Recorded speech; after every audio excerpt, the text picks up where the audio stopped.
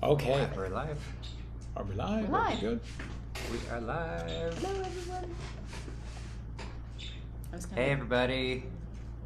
Thanks for being here today on this lovely Friday. Have you got good volume there, Justin?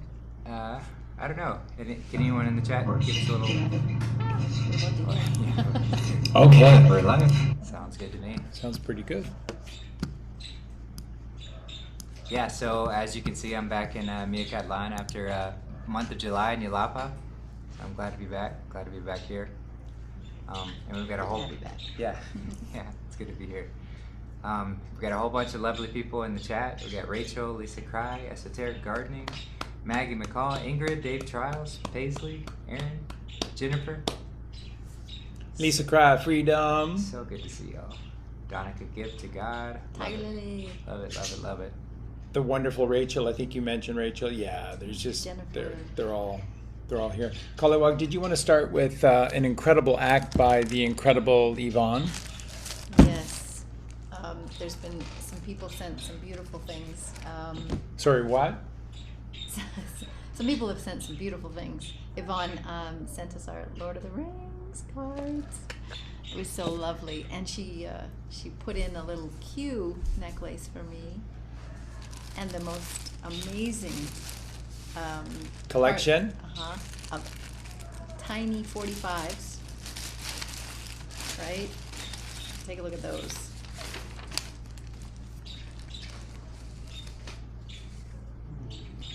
Elvis, good luck charm, anything that's part of you, all referencing, relating directly to God. Elvis Presley in Kid Galahad. Galahad is your pineal gland. Tropic of Cancer is your pineal gland. Capricorn, pituitary gland. Elvis. Return to sender. God is the sender. Address unknown here in the carnal realm. Where do you come from? Yeah, that a boy, Elvis. We love you. Love you, Pastor Bob. Yes. Guitar man. Just tell her Jim said hello and she's not you.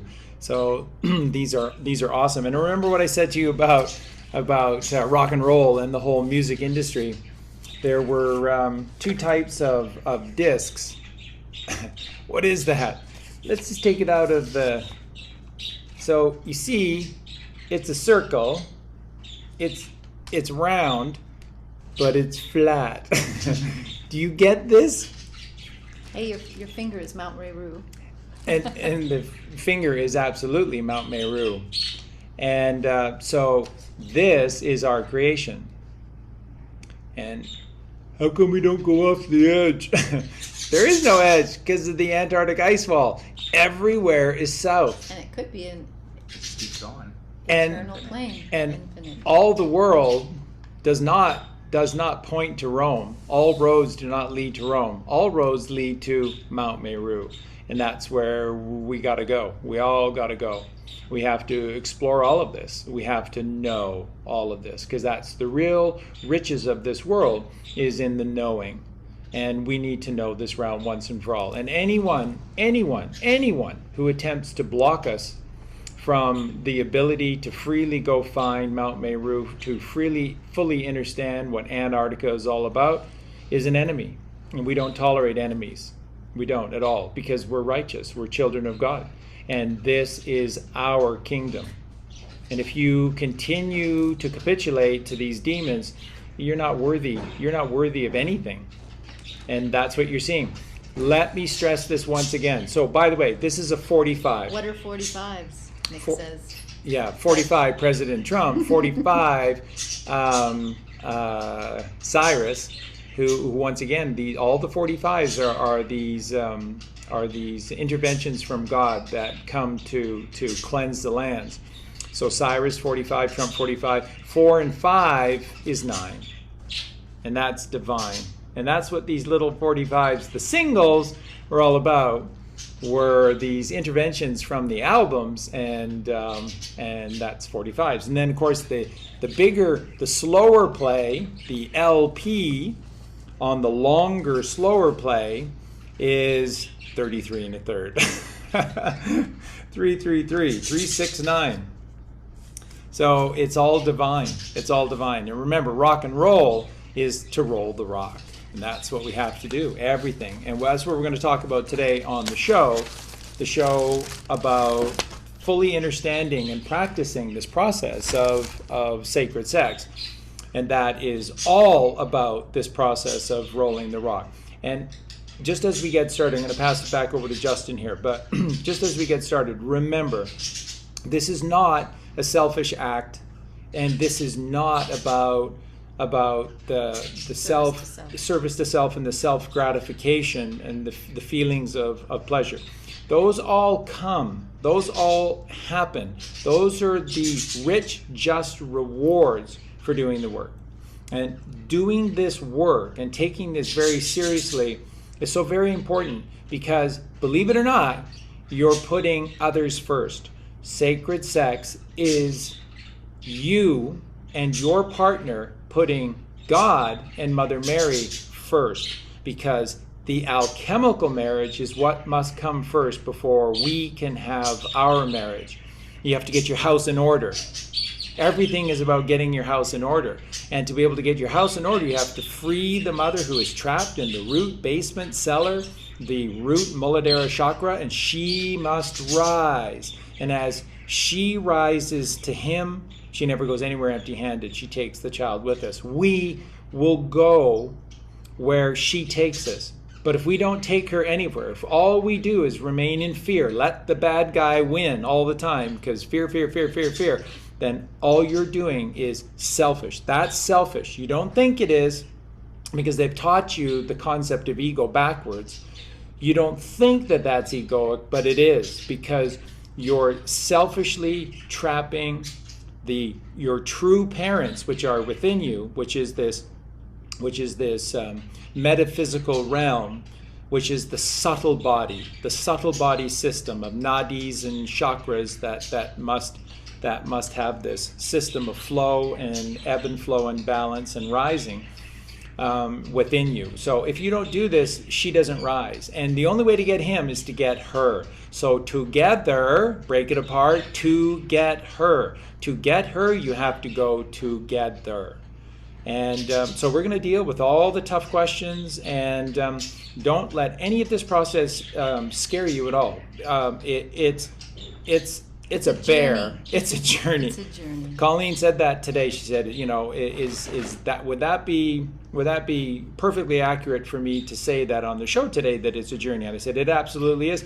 And it's probably something that ultimately, it's our experience, because you're learning so much. There's always something new. It's like, will you ever truly, fully master this? I don't know. I really don't know. It's a process of unlearning and learning. That's right. Well, that's the fun of it, is this continual journey of trying to master, and there's always more to learn.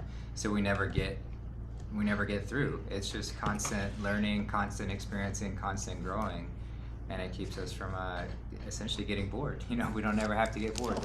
There's always more. Right. But yeah. So wonderful. We're just gonna jump into the show. We'll let Justin take it from here. But once again, we want to introduce you though to our new rescue. New rescue. Yeah. Isn't she adorable? Collywog lost 3 of her 4 rescue chihuahuas, and that was just a couple of months ago, and that was so heartbreaking. Colleen tried everything she could, and Colleen's the healer, and she can heal anything, and it was so tough, because those 3 were so perfect and precious. It was incredible. That was really tough for both of us to bear. But they had parvo. But one survived. Celeborn in Tolkien's Quenya Elven language is born of light, is made of light.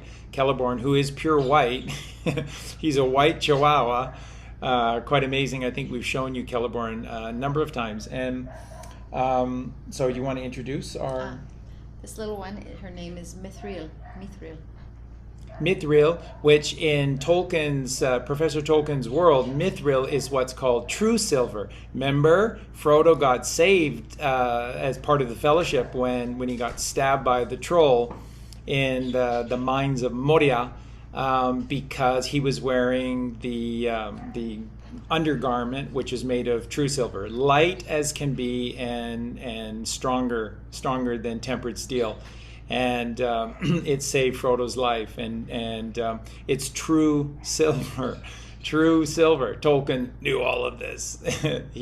he fully understood all of this. So the Elvish name for true silver was Mithril, and that is the name of our wonderful latest addition to the family. She's a Spitfire. So she's our second surviving Chihuahua, and she's amazing. Oh my goodness!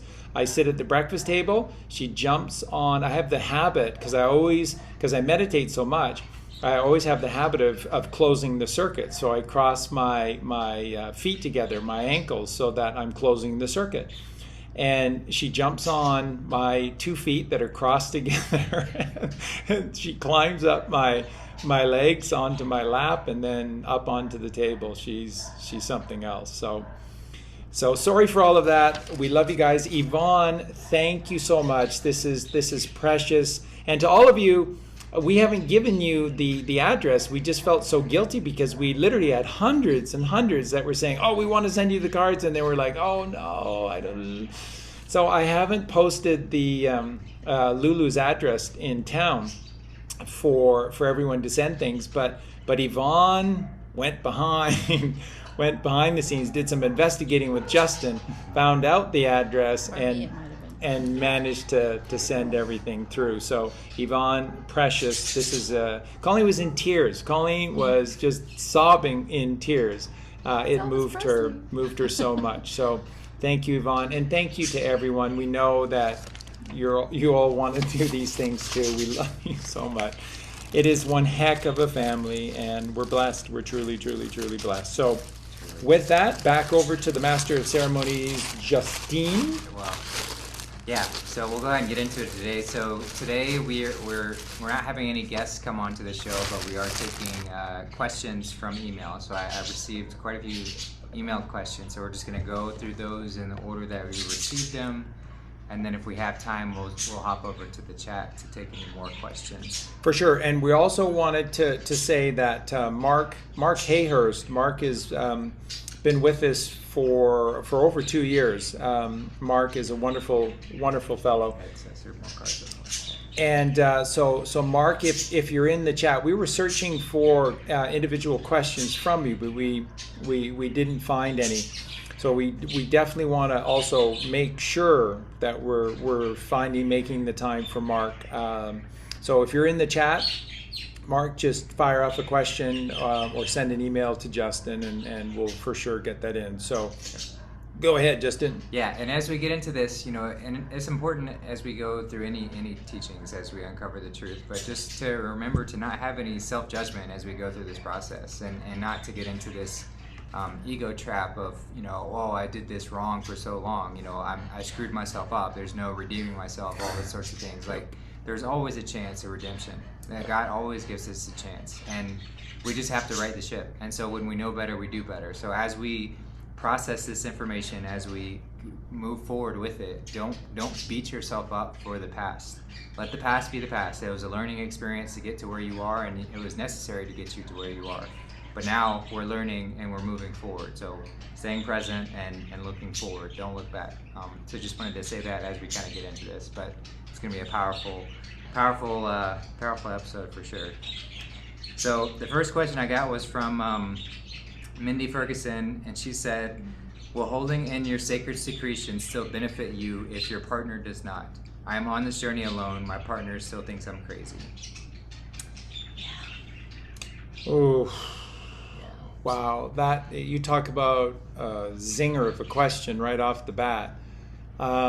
That's a well. We have to be honest. We have to just tell it like it is. So, a man's and a woman's semen that is within us is the most alkaline substance that we hold, but it's only meant to be within us because it is our essence. This is what you need to know. And in answering it, let's start with this, because probably I should have started the show with it anyways. The Garden of Eden, that's why the video that we encouraged everyone to watch this week, and by the amount of plays on it, there's a lot of people who have watched it. It's a brilliant video. The title of the video is Sex, the Gate to the Secret Garden, the Secret Gate to the Garden of Eden. And Garden of Eden has 4 rivers, which is the Tigris, the Euphrates, the Pishon, and the Gishon. Those are allegories for the subtle body and the subtle network within you. And in reality, physically, you do have 4 rivers within you. And again, your 4 rivers, which need to be alkaline, and then that's Christ-like, and then you're Jesus Christ, the alkaline man or woman, and then you'll have eternal life because you are mankind, and so therefore we are alkaline. So you have to just have your 4 rivers non-polluted and flowing with life, which is alkalinity. So the 4 rivers are your blood, your urine, your saliva, and then your CSF. Your what they call your CFS is your cerebral spinal fluid, but it's your sacred Christed fluid. It's your Christ sacred fluid, CSF. And the CSF is made up of 2 components to it, and they're pure alkalinity. They're just absolute pure saline solutions alkalinity, and that is your semen and your chrism oil.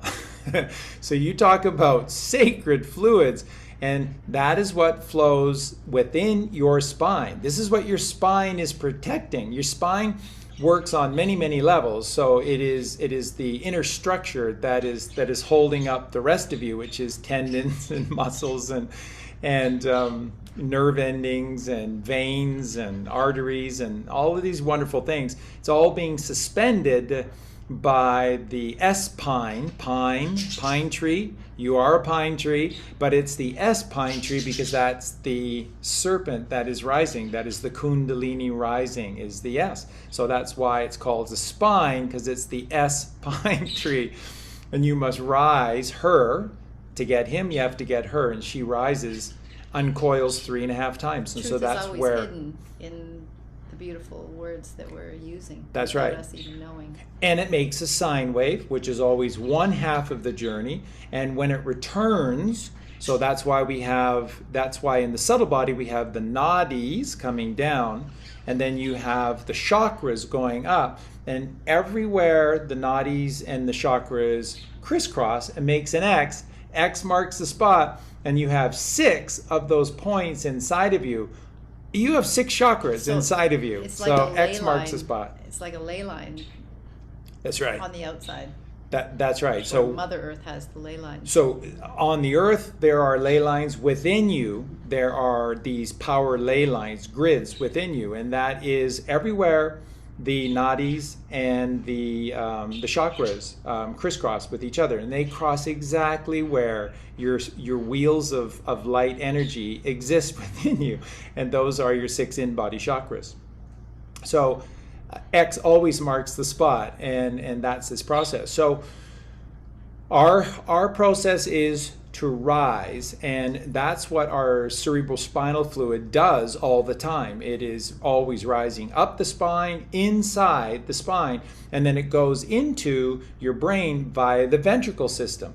And the ventricles are canals. Hence, you have these demons existing in the ship at sea city, Venice, and Venice has essentially no formal roads. It's roads of water, ocean water, and so they're canals.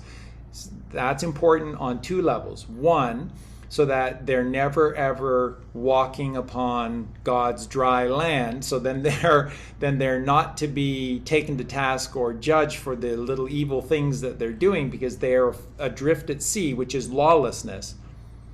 And it's the land that obeys the laws of God.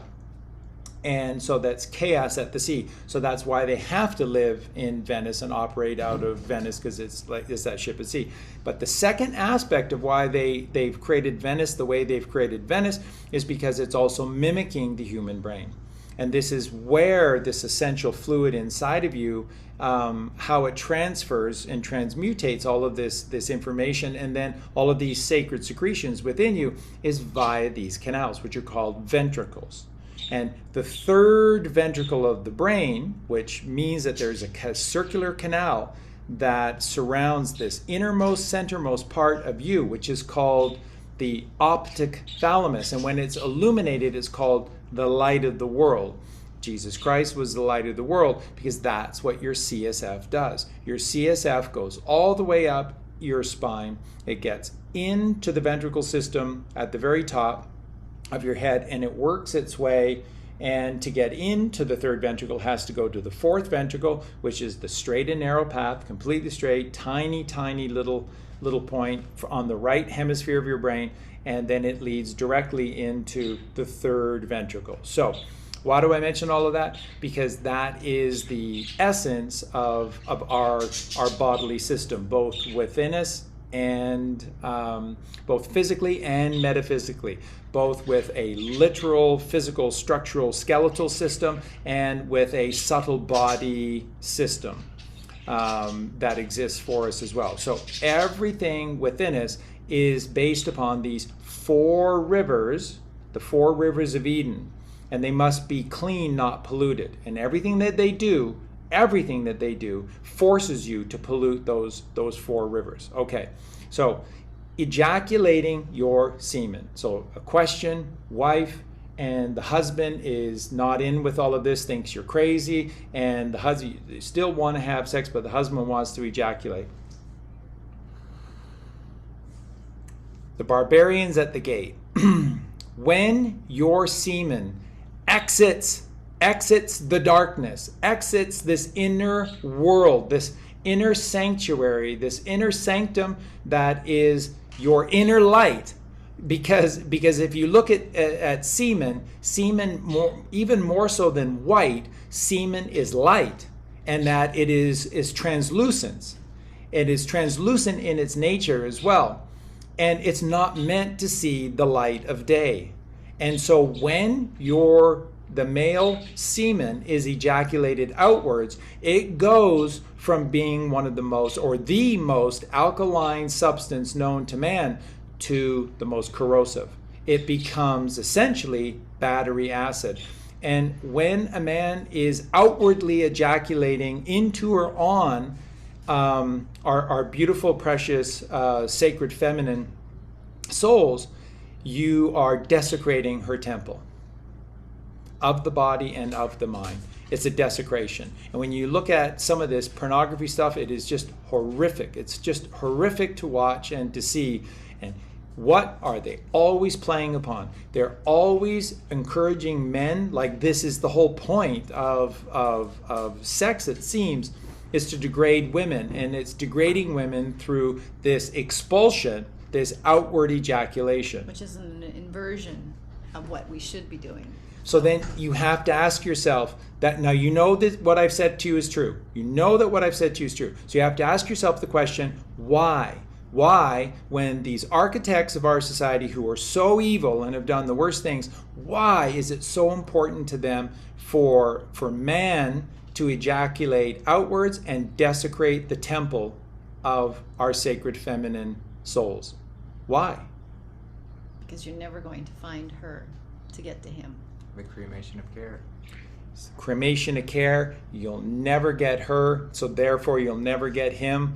It is this forcing you around and around and around and around you go. But Charlie, we want to have kids. Charlie, we want to have children. The point of our life is to have children. I don't think that it is, but that's okay. If you do, free will, it's entirely upon you. But you trust in God for everything.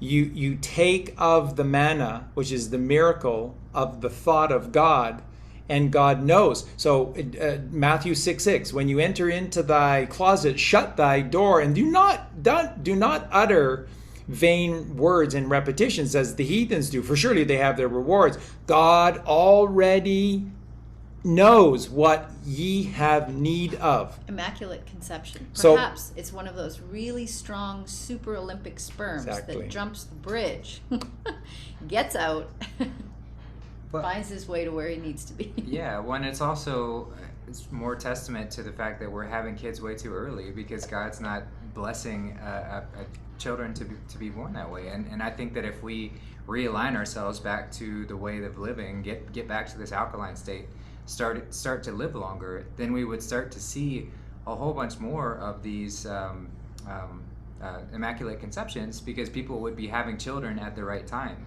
They would be going through that individual process before even beginning to entertain the idea of seeking a partner and pursuing that route. They happen a lot. They happen a lot. The women who it happens to don't talk about it, because if you were to talk about it, think about it. It's trouble on every single level.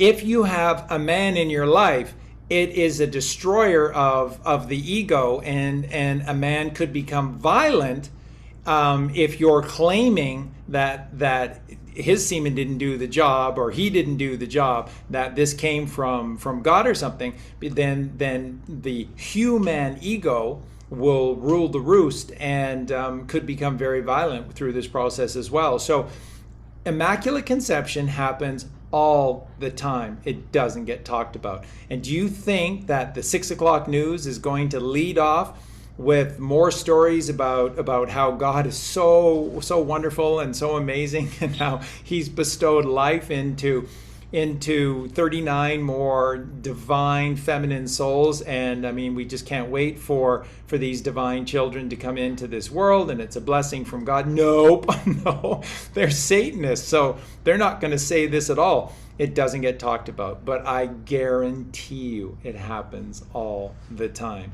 So when you want children, if that's what you really want, you're just really geared that way, then God made you that way, and that he will bestow upon you what it is that ye have need of. And so once again, it's always take no thought for your life and trust in God. And that's how this works. So the question being, how is this going to work, and should I continue? Yes, you have to. So this process, once again, is that as you feel, because the whole point of this is to raise. Everything is about rising, so it's raising. So you add God into the mixture, rise becomes raised by adding an A, alpha. And so it's all about raising these sacred fluids and this kundalini energy force within you. So you have to go through this process of true pure love with your partner, locking eyes and creating this environment of pleasure and trust and kindness and gentleness and deep passion. And then everything starts to rise, including the golden spasm. Don't kid yourselves. O-R, and U-R both mean gold. O-R-U-R. Your urine is gold, and which is the AU. AG is the silver. And so when you start this process, you are beginning to rise the golden spasm. But you see, when you can't control it, you're the apprentice, and that makes you the prodigal son, and you're out of God's house, But and don't you're feel lost, bad about and you're that. wandering. That's right. It's just a choice to say, I want to come back home, and you can't come back home if you're going to continue to That's ejaculate kind of an outwards. interesting saying, come back home. Yeah. Within. That's right. Come back home within. You do not expel your sacred fluids. They are the rivers within you. So it's practice. It's a journey. It we is. Practice and we keep trying. So the whole point for the woman in this process and the man is that you're supposed to encourage this golden spasm. But the golden spasm needs to ring the bell. The golden bell The golden bell that exists is your pineal gland. That's the golden bell, and it's a representation of your pineal gland. How are you going to do this if way down low, just below the Muladhara root chakra and the sacral plexus chakra, you're expelling out your life force? And here's the problem with a male ejaculating inside of a woman is that it becomes acidic. Yes. So we're trying to stay alkaline because we don't want to kill the psychophysical seed, which needs to be in an alkaline situation. So it is important that he would not ejaculate inside of you, for one thing. That would be really a beneficial practice if you could manage that. That's a tough one. If he isn't into that at all, so that could cause some issues. And it goes into the physical realm. It's very latent and literal as well. So when the masculine ejaculates within the woman, remember what have we taught you about the vagina? The vagina is a portal to God. So it is a tomb. It is a sacred tomb. And then within this portal, what does it port to? It ports to the womb. So within the vagina is then the womb, and the womb is sacredity, right? Because that is the masculine and the feminine becoming one, and X marks the spot, and out of that comes the child, because it's all about mother, father, child. And what a beautiful spelling, W-O-M-B. That's right. W. That's and then right. The B of the mother. That's right. It's Yeah. beautiful. Yeah. And again, BMW, the car manufacturer out of Germany. B is the mother, M is the mother, W is the mother in sanctity with the Father. Sacred feminine, the High Virgin Mother. BMW, the High Virgin Mother. That's the symbology of the letter work there. So when we ejaculate into the womb, now just think of the vagina, okay? Think of how soft and tender it is. Think of the color of a woman's vagina as well. Everything is powerfully telling you that it is tender, and that's why we must give tender, loving care. And so this thrusting and this pounding and this domination and then this ejaculation outwards and then this corrosive battery acid, which is alkaline within you but acidic without you, is precisely doing what we said not to do, and that is desecrating the sacred feminine temple. So that's turning your partner. So was it Mimi who sent the? That was Mindy. So Mindy who sent the question. So when your husband will just rolls his eyes and cuckoo and you're crazy and this person, it's nut job and all this stuff, it's dismissive, which is left brain, which is Satan. That's not Jesus and that's not God, who would be very, very understanding to this process.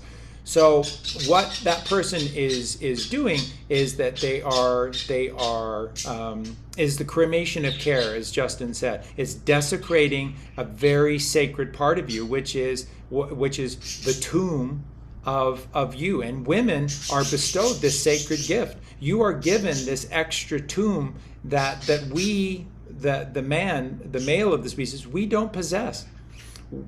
Woman and man have this tomb, 72 hours, the 3 days and the 3 nights, okay?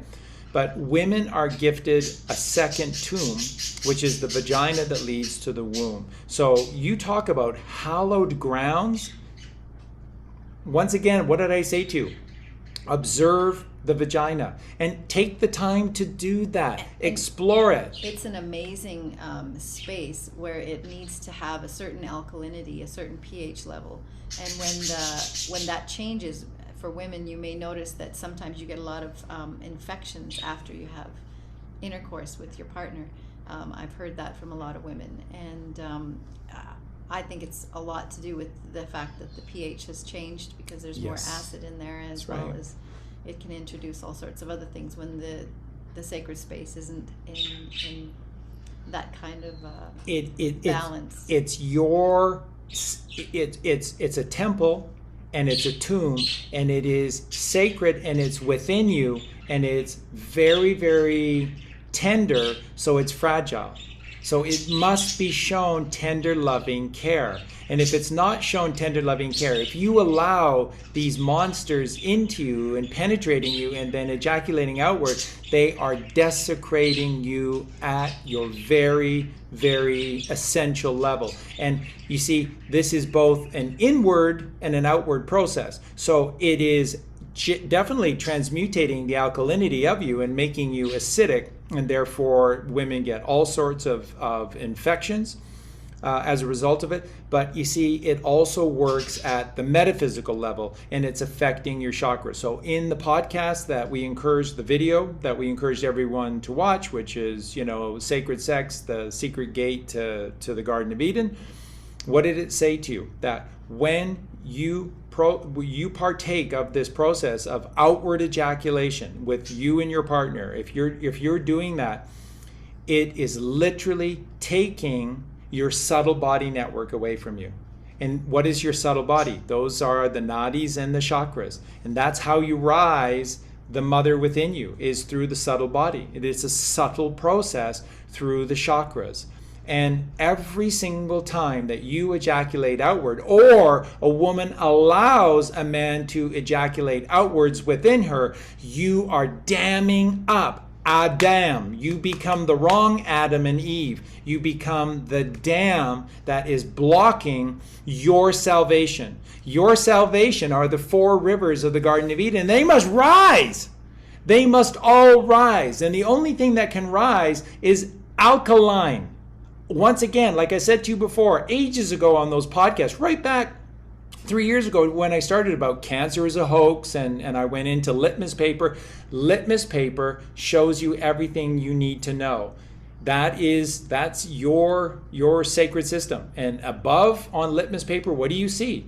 You see the in the center, you have 4 of 7, the heart chakra, green in the center of litmus paper, going up to purple, blue, and then purple, and the magenta, which is the magenta colored lotus flower, 144,000 petal blossom.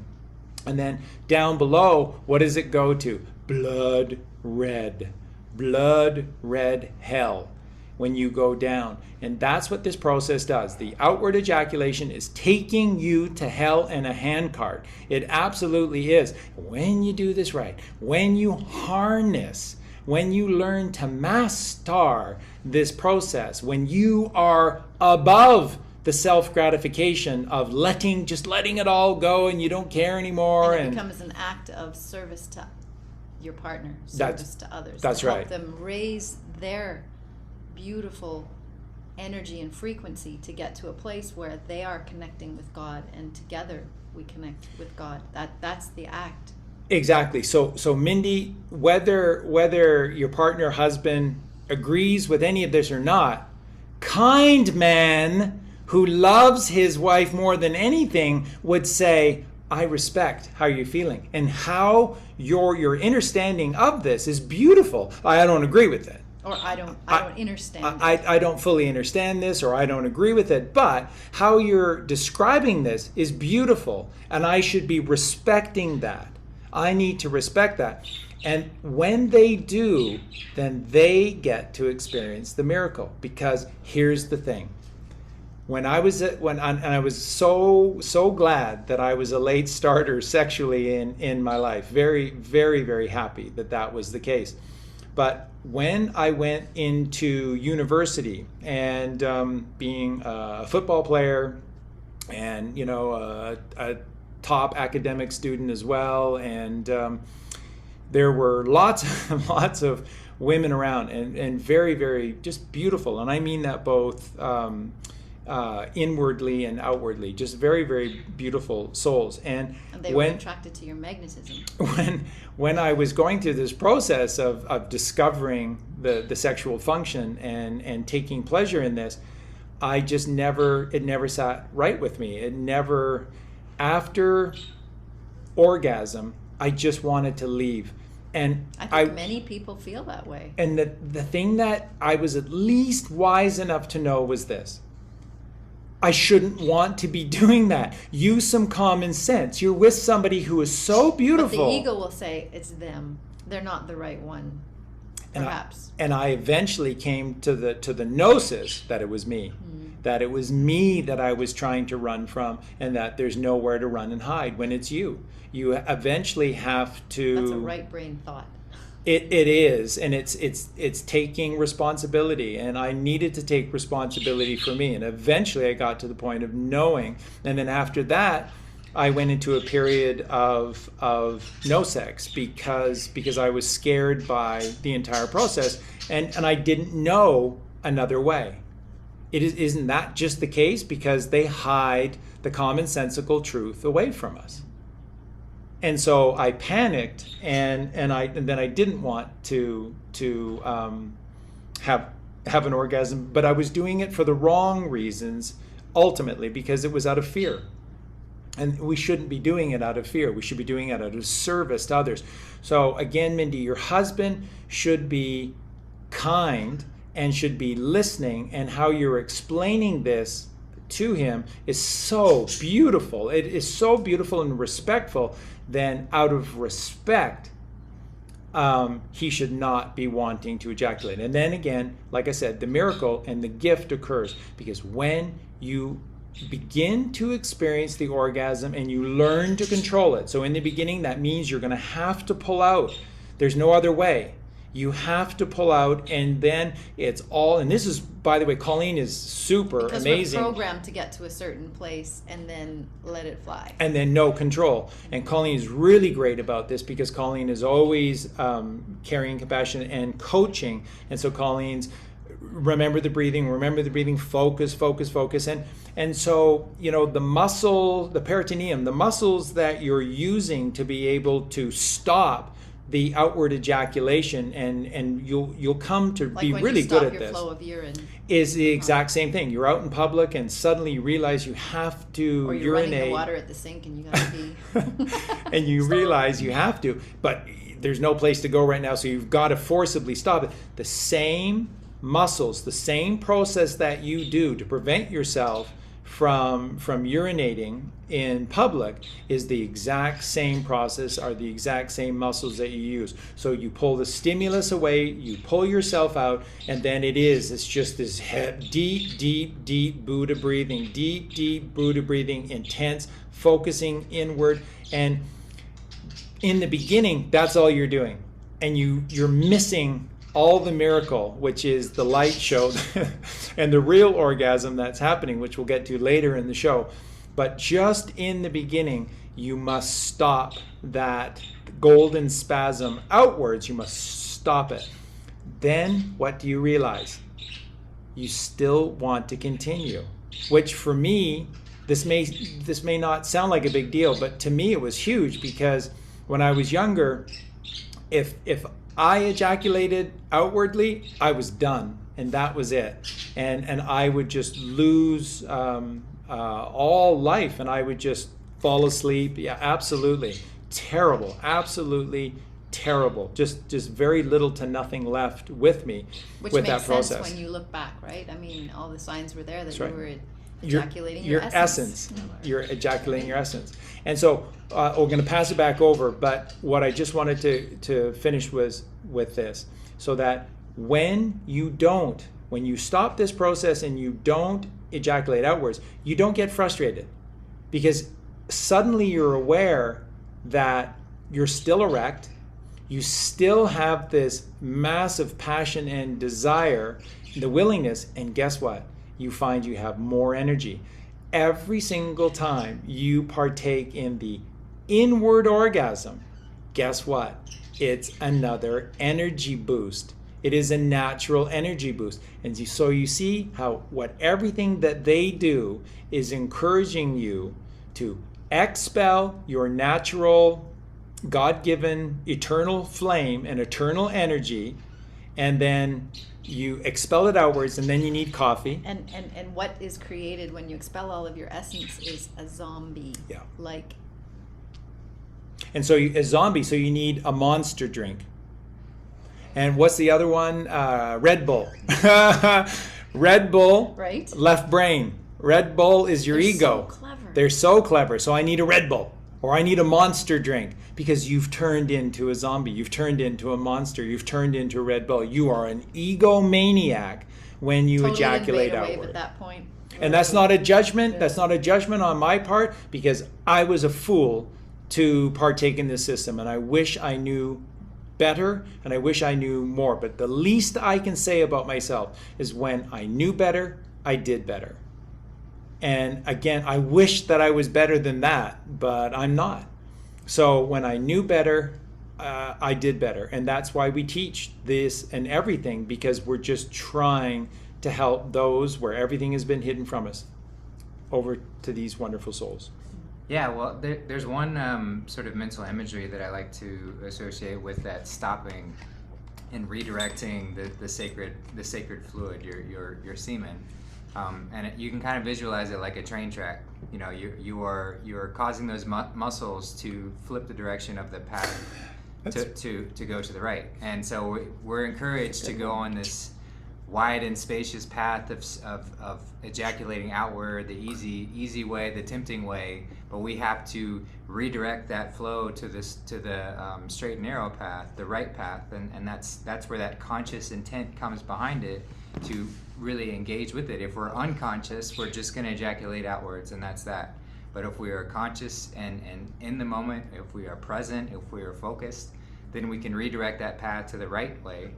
And that's just another representation of this hero's journey that we have to go on, and this is just another part of that process in order to fully embody our Christ itself and to step onto this path. So yeah, that's something a great visual. Thanks. Yeah, I got that one right away. That Yes. is. Yeah, you're pulling the lever on the track to change the train to that up and to the right path, which is to the right. Yeah, it's brilliant. Thank you for that. Yeah, and then specifically with Mindy, I just wanted to comment that I know it's not easy. I know this is a difficult thing to address, and especially when we have a partner, that doesn't align with us, especially in sexuality. But this is an opportunity. This is an opportunity for you to establish some boundaries and say, hey, like this is really important to me. This is arguably the most important thing that we're here to do, and you need to respect that. And so if that requires you to have some space from sex, for a time until he decides to entertain the idea or come back to that, or it could be a catalyst to, as much as we don't want to hear, but it could be a catalyst to inspire some much needed changes otherwise. Yes. And it's not an easy thing to go through, but we have to be fully committed to stepping onto this path. We can't be halfway. We can't be straddling the line. If we're straddling the line, we're ultimately going to shift over to the left. And so that's, it's not easy. So I just wanted to comment that I know it's difficult. I know there's nothing easy about it, but but it's not. It's enabling the other person too, Yes. and you're not helping them right. by staying in the same lower pathway. We have to be the light, right? We have to light our own light, and sometimes that makes others uncomfortable, and it'll jostle them up, and maybe they have to leave. Maybe the magnetism is too strong for them, and they have to go the other way because their ego wants to stay exactly where it's at or lower. And you need to be okay with that. You absolutely need to be okay with that. That's the hard part. We've all entered into relationships for the wrong reasons, and that's not on anybody. There's no judgments being cast here at all. We've all done that. We've all done it because once again, we're not taught anything about ourselves, and the Bible teaches that when you know thyself, that is the real treasure of this world, is in the knowing of thyself, and then you are a rich man when you truly know thyself. And most people don't know anything about themselves, so there's no judgment attached to this. But the fact of the matter is that for most of us, we're in the wrong relationship. We are absolutely with the wrong partner, and what we need, as I've been saying on shows for weeks now. But we're not advocating that you go and get a divorce. No, and because you did commit to something, we're never encouraging you to be unless, of course, personal safety is at play here. But other than that, we're not encouraging anyone to be dismissive of a commitment.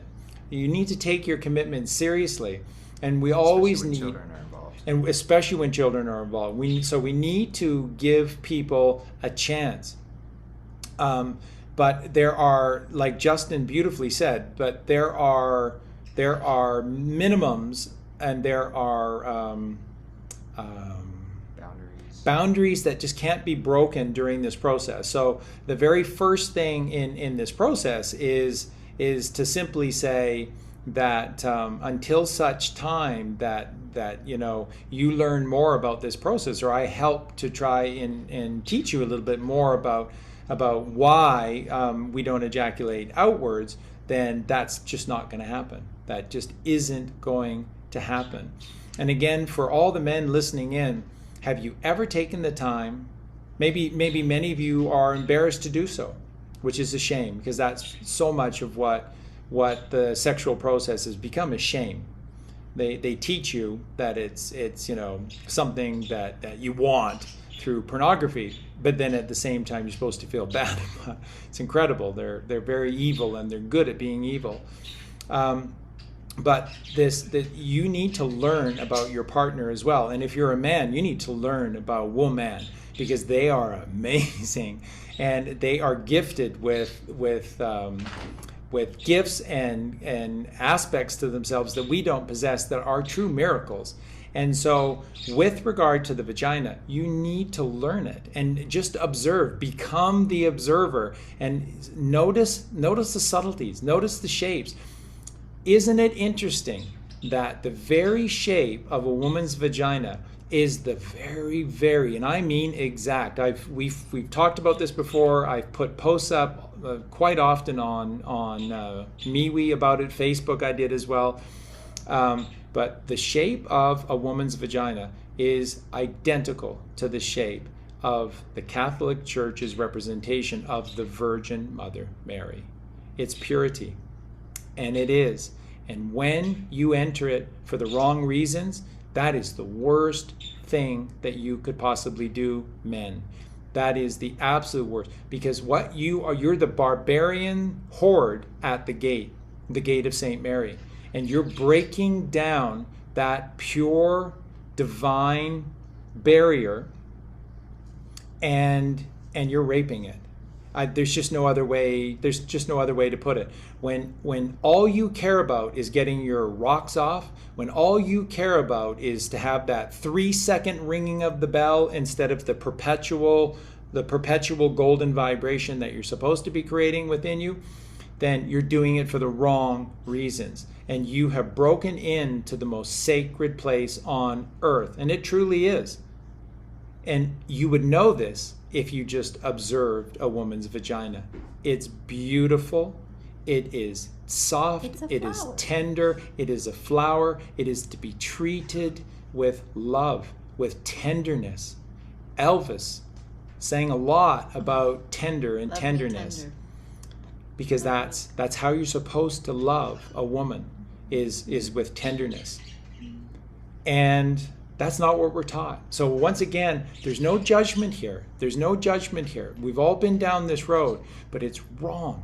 We have to start doing things the right way. And the best way to learn is to become the observer. So when you look at a woman's breast, observe it, see the miracle that it is, and you'll learn more about it. When you see, again, the small of a woman's back, again, it's a miracle. It's a subtle little thing, but the greatest gifts are in the subtleties of life, because that's mimicking the subtle body within you, which is the higher realm. So observe. And so Mindy, all women, in the meantime, what Justin is saying is absolutely right. There are boundaries that cannot be crossed, and they must be adhered to. And we're not advocating just saying, okay, this is over. Try, especially when children are involved, try. But it is no sin to simply say, we just didn't know anything about ourselves when we got into this, and this isn't working, and it isn't going to work in any kind of time frame that is reasonable. And we need amicably, friendly, to be able to separate at this point. And that doesn't mean, because that's the first thing that the male ego is going to say, oh, you got somebody else in mind. Absolutely Or you not. don't love me anymore. And, I have one man in mind, which is Jesus Christ, and I have God within me in all moments. So which is a whole paradigm shift. That's where I'm at right now. So let me process all of that. And that might take me years to do, but that's what I need to process right now. And that's where we need to head. We need to go within ourselves. And again, the food is doing the work. The breathing is doing the work. The meditation is doing the work. In every moment, being present and conscious, not to take thought of your left brain and denying that egoic self is doing the work. And all of that is what's called building the temple. It's already built for you by God, but you're doing spring cleaning. It's always about Passover. It's always about spring cleaning. So you're doing the spring cleaning. So if you build it, he will come. She will come. And I guarantee it. I guarantee it, I guarantee it, I guarantee it, because it is the building block of all creation. And it could still be with the partner that you're with. And it absolutely could be with that partner that you're with. Because you see, when you get out of these hellish experiences, you'll change. Everything about you will change. Your skin will change. The color of your skin will change. The translucence of your eyes will change. The color of your eyes will change. Your pheromones will change. Because you're no longer living in fear, and you're not, and the fragrance that we've come to give off is terrible. But what you are is beautiful, and then those pheromones will attract the right person. You see, but they teach women to wear perfume, and men too, and all that perfume is doing. And by the way, it's just elk piss, but and they need elk piss because it has to be strong enough to cover up your pheromones, which are incredibly strong. So you see, this is all a natural process. Which is a natural essence that we could gather some information from, like dogs smelling each other. They're smelling all sorts of pheromones. They're smelling so much information coming to them. Exactly. And that's when we're always covering ourselves up with either a mask, I guess the makeup, all of the things that we put on that aren't really who we are. Clogging your pores so your essence can't get out, their essence can't get in, and then masking your pheromones. Because we've been raised like that, so it's going to take us some time to become pure. That's right. But your pheromones are attracting. Stop wearing the perfume and see what happens. That's right. Your essential oils are nice, but your pheromones are attracting the right person, because what your pheromones are doing is saying, "This is who I am. This is absolutely who I am." And then the other person's going at, and remember, this is all being done at a very inward, non-conscious level, and a very unconscious level. So this is the essence of you. And it's a miracle. So allow nature to do its course, and you'll attract the right person. So that's what we're guaranteeing you. Build it, and he will come. Build it, and she will come. You build Iowa. Is this heaven? It's Iowa, which is a cornfield, which is heaven, And you have to build heaven on earth with you, because you are. You're the child of God, so you're the pinnacle of God's creation. You are heaven on earth. Start acting like it, and you'll attract the right man. The right man will find you. You won't have to worry about all of the charlatans along the way, because your pheromones will attract the right ones. It's all magnetism. Back over to you guys. All right. Next question. Yeah, next question. We've got quite a few to get through. So next one is from Tierney McCarver, and I'm just going to summarize the question. So basically, what should be done differently on the 3 days the chrism oil is rising in your moods sexually? Like, what should be the focus there? Abstaining or engaging, or what should be the practice? Absolutely fantastic question, because traditionally through this process, what they're teaching you is absolutely no sex during those 3 days. And of course, they're right, no SEXXX. There can't be any of this triple X hardcore acidic outward ejaculation sex. You do, the process is over. Think about it. think about it. We just told you that what occurs during the 3 days is the raising of the chrism oil, the cerebral spinal fluid with your semen. And if you ejaculate it outwards, it's over. It's over. I mean, if you're an acidic body, it's over within the first minutes. It's over in a heavily acidic body anyways. But if you ejaculate outward, it's over because you're expelling your chrism oil out during that time. So that's why they say no sex for those 3 days and 3 nights. However, let me tell you the whole truth. The whole truth is, if you do this process, this proper process of the inward ejaculation, where two minds become one, two partners in deep love with one another, and you're connecting to the same frequency, which is the God frequency, then by raising Christ consciousness, that's the elixir of life. Christ consciousness with God consciousness is eternal life. And it all comes through raising the mother. And so it is so beautiful. So if you do this process during those 3 days, you're going to guarantee that you're going to ring the bell inwardly, and it doesn't go away in 3 seconds. We'll get into that more as the show progresses today.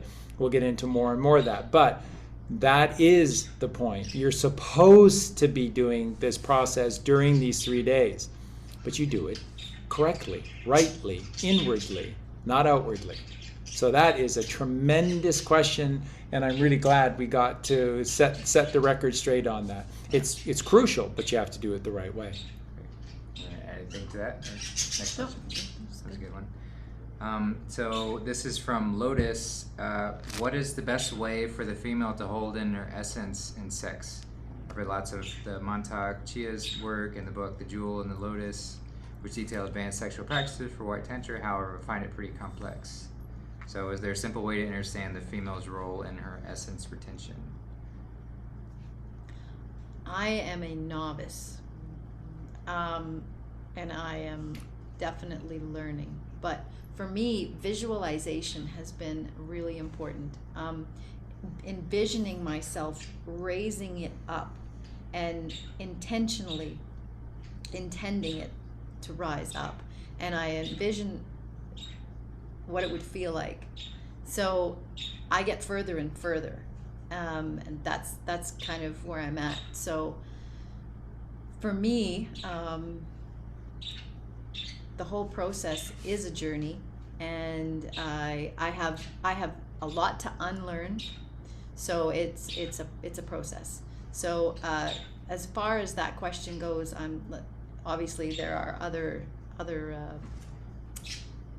people out there who have a lot more information than I do, but this is just an observation that I've been going through. So it's an ongoing process. I just visualize and imagine what that would be like. So I don't know, do you guys have any other this is for a woman, but it would be exactly the same. Yeah, exactly the same. I just observe. I observe with Colleen, and what she's saying to you is very true. Is that what Colleen is doing during that process? Is she's like I'm trying to do as well, which is you're breathing it up and in within you, and when you do and this, focusing consciously. Yes. Consciously focusing. And in the beginning it takes so much effort to do that because we're so used to just letting that bell ring, and for some people who have had outward ejaculations or orgasms, and a lot of women haven't actually felt that, haven't had that experience, so it may be easier for them to actually bring it up.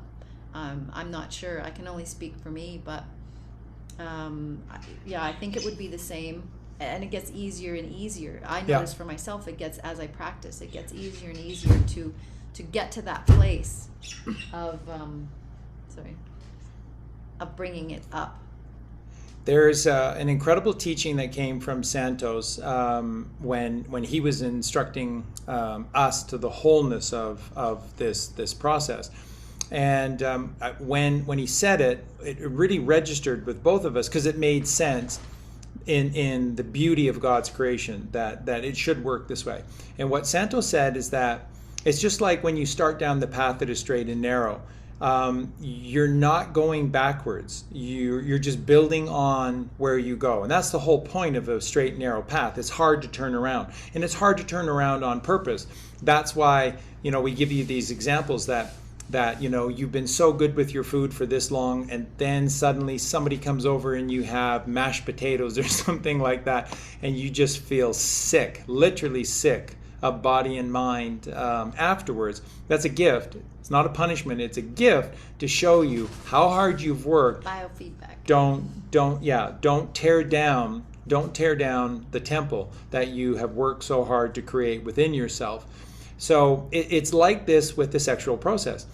It has a memory, and that where you left off the last time, you build on. As long as you're not going back and forth between sacred sex and then outward ejaculations, then you're constantly starting at the point where you left off. So for myself, when I started, it was all about just coming to grips with this incredible white light that was presenting itself.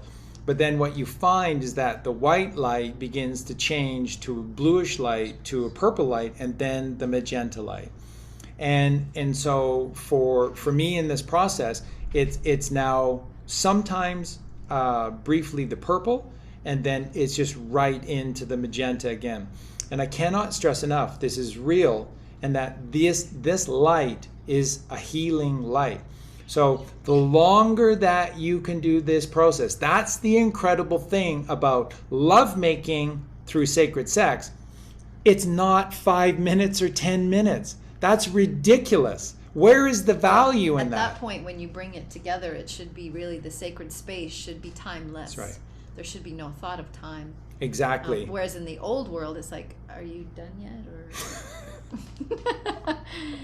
really? So sad, but you're speaking honestly, and it's so sad that it would be that way. But what this process is that it is an extended period of time, because both the male and the female can continue to go again and again and again and again, and when because it's done out of love and service that's to right. others, service to your partner. That's right. So when both partners are truly in love and completely connected to this process, then it's an hour long, an hour and a half long, a 2 hour long magical process. A day long process. Or a day long process. The longer that you maintain this white light, this purple light, the blue light, the purple light, and the magenta light, you are healing yourself, because this is a frequency. Light is made of frequencies, because everything is energy. Everything is energy, therefore frequencies, therefore vibrations or pulses. Vibrations electric, pulses magnetic. And the light that you're creating is a magnetic light. And what do we know about magnetism? Scalar waves. They're eternal. So this is an eternal healing force that you're unleashing. So outside of everything else that we've been talking to you about, one of the greatest ways to heal yourself is through sacred sex. Because when you raise this light within you, it's the mother. It's like a med bed. It is totally a med bed. How do you raise the mother within you? By taking the fear and the inhibitions away. And there's no better example of this than with sex. It should be free and safe and loving and passionate. And if you can do this, then you get her, and she rises freely within you. And that's her light. And she's magnetism. Mare, Mary, mother, magnetism.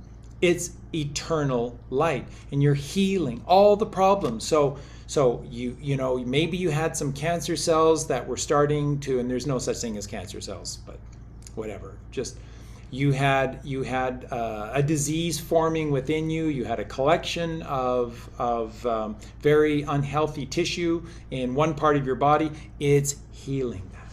It will heal your blood. It will heal your urine. It will heal eventually it'll heal things like your teeth as well. It is a holistic healing light. The longer that you can do this, the more healing that is taking place. It's not why you do this. It's just one of the benefits. It's one of the benefits of the benediction, seeking salvation through God, because this is a goodly, godly process. Because it connects you to God, right? So you see how this works? When you orgasm inwardly, you don't lose the energy, you gain it. So you can go longer and longer and longer. So then instead of a 5, 10 minute, 15 minute, sort of wham, bam, thank you, ma'am, it becomes an event. A sacred event. A sacred event, and that it takes some time and planning and candles and music. Wow. And chanting. And yeah. All sorts of beautiful things you can. It's a ceremony, really. It can be a beautiful, and you make it yours. It's not, there isn't a one way to do it. It is something that you with your partner, you really create true. that is an energy from both of you, and you create it together. So, Justin, do you have anything to add to that? No. Yeah, I mean, it's just, we get to treat everything in this experience as a ceremony, and that helps us to stay present, when we have that intention and say, hey, this is sacred. We are pouring our intention into it, and that's what allows us to stay present in that moment, which is what allows the magic to happen. So it's just reinforcing this presence, and what better way to practice that than with a partner? Someone you can love. Because if one of you isn't present, you're gonna know, and so it's just a way to keep each other calibrated and on that path. Now, one of the questions today has to be, because it's the number one question that we get, has to be, and it must be addressed today. So it's probably, because you said that, it's probably a perfect time to just deal with this particular question. Can I do this process on my own? And the video specifically says that you cannot achieve fully this process without a partner. And that's not wholly true.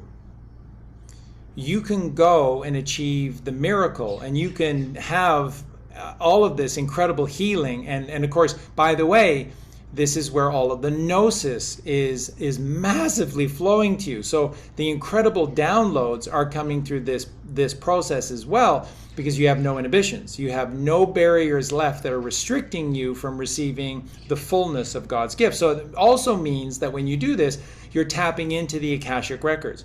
And this is where we're at. And I don't want to say too much at this point because it may end up scaring people. But that's what we're trying to sort of say here, is that it's so complex, but in a good way. In a good way, you can't do it wrong. If you're doing this process the right way, then it just means you may not be harnessing the fullness of all of the gifts that are given, but they're there, and that it's just incredible. So as you're doing this process, and you're building your relationship with your partner, you're falling in love with one another, you're healing all the hurts and the scars and the words that you wish you never said and the actions that you wish you never did, and they're healing all of those scars. So they're healing scar tissue. And they are physically as well. It's healing your scar tissue so that your joints and parts of you that used to be really frozen and stiff and are no longer fluid are beginning to have fluidity back again, because this is magnetic light. This is healing light. So it's a miracle process, and you can achieve all of that on your own. So what I really, really want to say is that yes, you can have this miracle to a great degree by yourself. But here's what I really want to make clear. When you do this, and you do this by yourself, because there's so many women in particular that are saying, no, what Charlie is describing, I've experienced with relationships. I've tried, I've been married 2 times, or I'm not doing that again. Never say never. And I'm not judging. It's better for you to be in this situation of, what do they call that? No-fap? Celibacy. Celibacy, yeah, the sort of the modern slang there's a thing today on the internet about no-fap. Yeah, something like that. But what Justin is saying is exactly it, which is celibacy. I would much rather see you in that state doing this process the incorrect way with a man. You know, that's very, very unhealthy. So, and celibacy is very powerful. The greatest athletes in the world will all tell you the same thing, that in preparation for specific events, there is no sexual release during that process, because they know that's how they're storing the energy. I mean, Cassius Clay, Muhammad Ali famously spoke to the power that he received and had, and he attributed virtually all of his success to this one secret, which was keeping the sacred fluids within him, and it gave him a power that he attributed to God. So Muhammad Ali had enough sense to know that this process of not outward ejaculating was connecting him to God, and he felt in the ring he couldn't lose because he was fighting with God. God was on his side. That's a powerful visualization. Wow. So, and you see, that is true as well. What we're just trying to tell you is that you don't want to deny this process. And if you're at that place right now, it's okay. And I'm not trying to change your mind. There's a lot of programming to get over too, though. And yes, the fact that the visions that we have of what sex was, we were all brought up on that from TV, television. We're talking each other, all sorts of wrong programming, and it's going to take some time to reprogram all of that information. But when you get to a place where you can visualize that God is with the two of you, yeah, and he wants you to be able to raise to meet him too, you can bring that into the relationship, as opposed to visualizing, pornographic thoughts, all sorts of things that are unhealthy and that are acidic to this whole process. So there's a lot of work to do, but that's okay, because there's God intervention, and all sorts of wonderful things can happen to us as we're doing the work, because the rewards are built in. So start the process no matter where you are. If no matter where you are, no matter what you've done, no matter what you've experienced, it's so important, because ultimately at the base of who we are God's children, and we're all beautiful.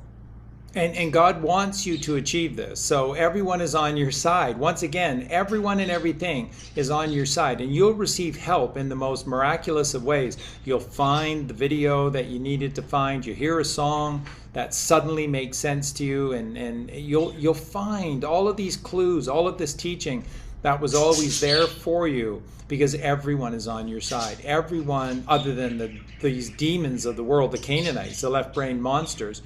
Everyone and everything else in God's creation is good. So they're all on your side. So never say never. Just know for now, if you're in that place, it's probably a really good place to be, celibacy. And don't rush out of it. But slowly begin the sexual process with yourself. Again, how do you avoid shame?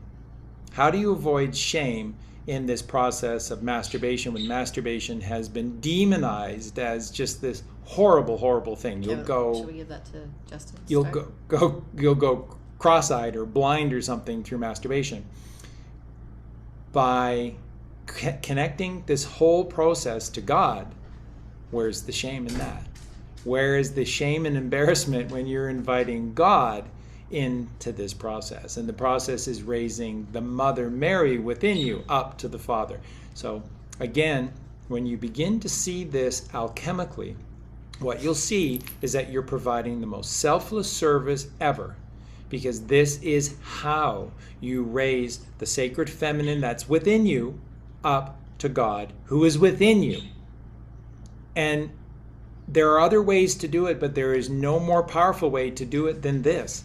So when you do this process, even just with yourself, without a partner, you are being the most selfless person there is, because you're putting God and our Sacred Mother Mary before you. And therefore that's putting Jesus Christ before you, because she never goes anywhere empty-handed, and that's raising Christ consciousness. Now, I want you to just see this, and we'll pass it to Justin. When you do this process, even with yourself, what are you doing? You're now bringing the sacred feminine energy here. You're bringing the Christed consciousness here. And who's already here? Santa Claus here, and God in the mercy seat right next to Santa Claus. So you have just done the work. You talk about what's in it for you. Remember Ray in A Field of Dreams?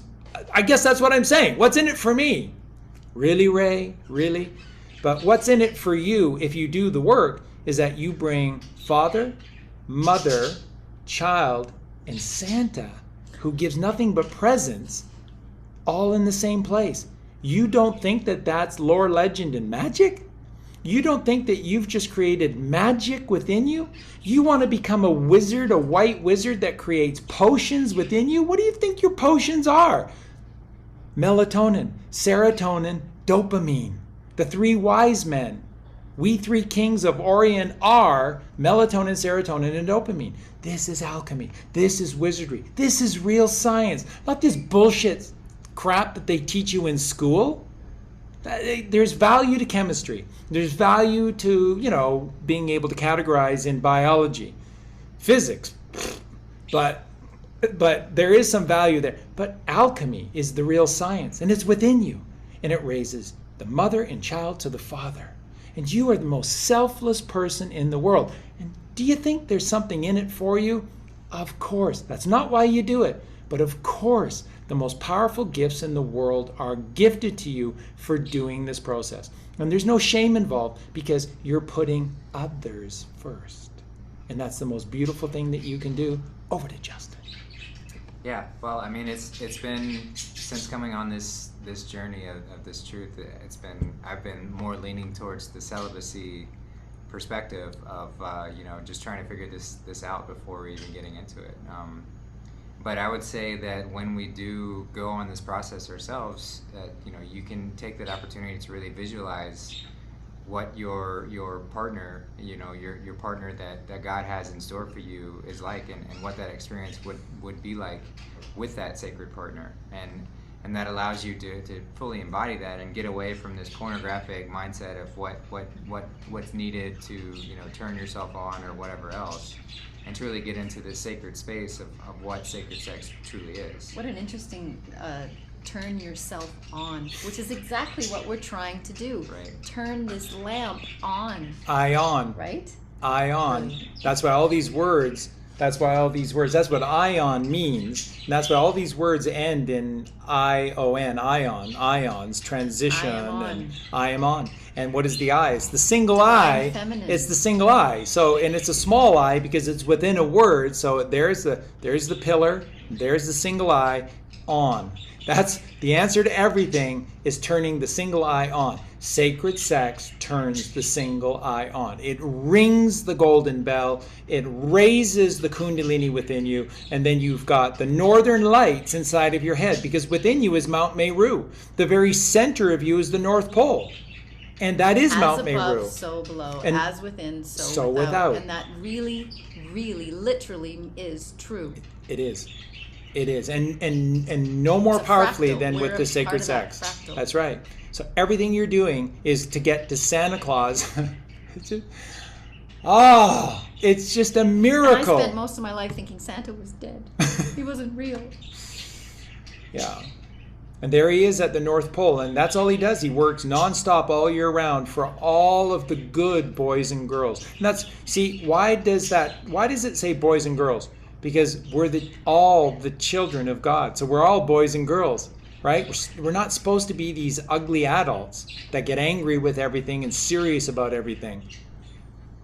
Colleen says that the greatest price that I've paid through these last 3 years of service to this process of teaching the Q team, Q plan, Trump, white hats, what's going on, and all of this, is that I've lost an aspect of the sense of humor.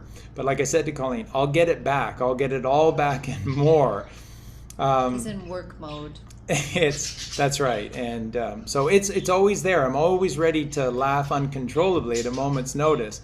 But Colleen is right. The joking side of me, where I instigate through jokes and make her laugh so much, is there's less of it. One of the reasons I fell in love with him. Well, there had to be some other reasons. So, but it's a miracle process. It's a miracle process because it's bringing you to the North Pole and Santa Claus, and it's a lost part of this truth, this story, this one story. But it's true and it's real and it's powerful. And you know, your Mount Meru in the center, it collects. That's what the Northern Lights are, because it collects, because it's a magnetic mountain. It collects magnetism, and then it emanates out. When that photonic light is turned on, when the rock is rolled and the whole process is turned on. So what are question. This is a beautiful process. And so really quickly, what are the Northern Lights? You're seeing God's frequency. That's what the Northern Lights are. Yep, you're seeing God's frequency. Beautiful. All right, next question from Sarah. Could we talk about contraception and specifically about the male vasectomy? Does this impede on a male's ability to perform sacred sex? Yes, but and no for contraception, unless you're in a situation like Mindy and you want to give your relationship a chance and you want to be with your spouse, but you absolutely cannot allow the semen to be spilled into you, so therefore condoms would have to be used, and so you shouldn't be doing any of those things. You should just all be natural. You just it's like the jab, right? You have an immune system. What the come on. Oh, we've fallen so far. So it just needs to be natural. But let me say this, and this is so true, not just trying to say this to make you feel better, it's absolute truth. No matter what you've done to yourself before, you know, with your teeth and crowns and all this crap to destroy the electrical circuitry throughout your body and whatnot, whatever has happened to the male, and so, you know, you get these little procedures that are done to you, put it into the hands of God. Why do you think that some doctor in some hospital knows more than God, and he did something and God can't undo that?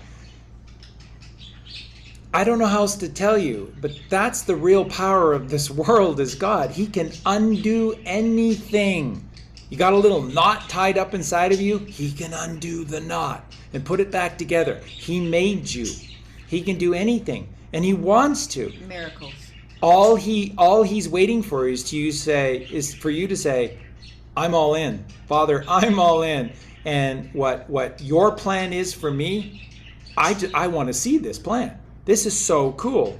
We're being shot at and stuff, and we really weren't that worried, because it's like, this is kind of scary, but at the same time, this is all God's plan. So it's like, this is kind of cool in a way. And it's like, oh my God, where are you taking us? This is so cool. Trust in the plan. Trust in the plan. Trust in God. If you had a procedure that impedes this, it's like Santos talks about with circumcision. It's evil. They're cutting off a very sensual part of the male that impedes this process. It impedes the ability to be able to suppress the orgasm. It's one of the largest reasons why they do it, by taking that foreskin away. It can be healed. Everything and it's can be desensitizing too. Yes, for the male. That's right. But everything can be healed through God. You just have to be all in with God. And you can't fake it. So, and you have to know that, right? Yeah. You have to know that. You can't just wish that. You have to know it. So get to a place where you really believe in the power of God. Just letting go of that fear. Yeah. You know. Because the game never ends when your whole world depends on the turn of a friendly card. Alan Parsons Project, one of the most important albums ever. What a horrible place to be when you're always waiting for that one card. And we do it. We all do it. We're all waiting for that. And it's a sad place to be. Yeah. Just let God do what he wants to do. Do the work and the miracles will happen. Yeah. All around us. And I wanted to mention that the whole holding back on the outward orgasm also, when you retain your essence, you become younger. Yep. Versus when you expel it, it actually ages you. We were talking about that, and I was joking about the young people that are having a lot of sex and expelling a lot, and it's sad. It's sad when you know better and you want to share that with everyone, that they could be in a wholly different place if they just learned the right way. And so The truth. let me interject for a second. Here is the truth in the right way. When you ejaculate out way down there, you're intercepting the process. You don't realize it because it feels so good in that moment. You've just thrown in interception. And they took it and they went the other way for a touchdown. They just scored 7 points. It's not worth it. You're losing the game. It's like there was in that one Will Ferrell basketball movie, and all they wanted to do was just to hit 3-pointers, and because it was like and it was very cleverly done because they were showing that it was like an orgasm. They were all orgasming by just going and hitting these wonderful 3-pointers way out and stuff, and then they all celebrated while the other team went down the court and slam dunked 2 points. And they were losing by a gazillion points because they had no idea what teamwork was. They had no idea what winning was all about. So it's just left brain, right brain, left brain, right brain. So this process is a miracle. When you ejaculate out, you threw an interception and they scored a touchdown, and you feel good in the moment, but you're losing the game and you don't even seem to realize it. You just want to keep feeling good, and you get further and further behind because every time you ejaculate out there, it doesn't go here. So what is supposed to happen? There is the ringing of the bell, but it's just a tremor. There's no touching of the pineal gland when you ejaculate outwards. That 3-second incredible feeling is activation of the pineal gland, but it's only a tremor. It's only a distant memory of what it could have been. When you internally, that's what I'm just building on what Colleen said. When you ejaculate internally, here's what's happening. This is the truth of truth. This is the power. Where your semen goes to is the pineal gland. Your semen goes to the pineal gland. And the only way you can get there is, fourth ventricle, third ventricle, and then into the right hemisphere of the brain, the pineal gland. So you're triggering the portal to God. And that's what you're missing. And that's the power of power, is God in photon light and photonic power. That's the power. And so that's a touchdown. You threw a touchdown when you were all in. You let the play develop, and you may got hit on the way, but everything finally came to fruition, and the receiver came open further downfield, and boom, you put the ball right on the spot, isn't this and it's exciting? a touchdown. When you watched the Truman Show and the teacher said, "No, sorry, Truman, everything's been discovered." We're at a point where we literally have almost everything to discover about this beautiful magic lore, legend, and magic that God has placed before us. It's at our fingertips. Trump and the Q team are taking down the cabal. We're taking down the cabal inside of us. It's a team effort. This is exciting, people. We have the ability to learn all of the truths now and apply them and share them with each other. And this whole journey is just like, I just get goosebumps. Wherever you're at is exactly where you need to be. And whoever you're with, it's all part of our journey. Whatever happens, give it to God. Give it to God, because there is so many miracles just around the corner. And hang on. Hold the line in every sense. It's going to get so much easier. It's so exciting. I just wanted to share that. Trust the process. Trust the process. Trust the Trust plan. the plan. Believe in yourself. Believe and get to know yourself and God. What is that really? That's what we're teaching. This is the whole thing. The truth is there. What is the truth? The truth is God. It's everywhere. They've just inverted it. And remember, this is so beautiful. It's all about Jesus Christ. And so when you don't expel your semen, what did I say is within your CSF, your Christed sacred fluids? This is your semen, and your chrism oil. And that's Christ consciousness. The whole point of this is to raise Jesus Christ within you. And what do we know? We're going to continue with the Bible decoding. And what do we learn from Matthew and from Revelation? That Jesus Christ is indeed the truth, the light, and the way of this world, because he's the truth. Because he's the truth. Because he's the truth. And he wasn't the nicest, lovey-dovey, feel-good guy in the world, because the truth is the truth. And sometimes it isn't easy or fun to hear, but it's the truth. And Jesus is the truth. And you must raise the truth within you, which is Jesus Christ. And if we're offended by anything, it means our ego's out. So that's left brain. Just get out of the left brain. Do everything in your power to try to get back in the right brain. And don't be offended by the truth. That's our journey to get to the truth. Wandering towards the truth. Yeah, wandering towards it. Go straight towards truth. Yeah, but that's a good thing to note. I mean, if we're offended by anything, it means our ego is in charge. It means we have let the ego take the reins, and we've got to reevaluate what we're doing and take a step back. So it's really important to remember that. Yeah, ready for the next question? Yeah. Go for it. All right. So this is from Mark. We answered the one about vasectomy. So he asked about oral sex. Does oral sex with your partner raise the chrism oil? Oral self-pleasuring without ejaculation too?